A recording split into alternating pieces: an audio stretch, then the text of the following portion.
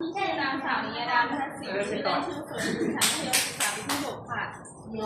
สวัสดีค่ะชื่อเดชราเกี่ยวมาอยู่ชั้นมัธยมศึกษาปีที่ 6 สวัสดีค่ะชื่อนางสาวนพลักษ์เพชรดีพายชื่อเล่นชื่อนางอยู่ชั้นมัธยมศึกษาปีที่ 6 ค่ะสวัสดีค่ะนี่ค่ะ我叫关碧安汤吉拉中文名叫冯安我是来自汪洋学校的学生今天刚刚和老师念到他和老师教他起来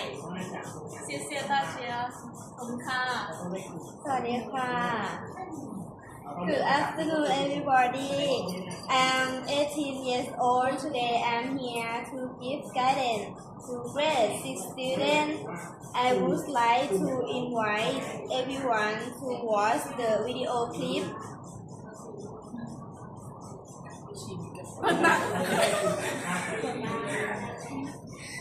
ไม่ได้แฟนสมองจะเห็นหมดไหมล่ะ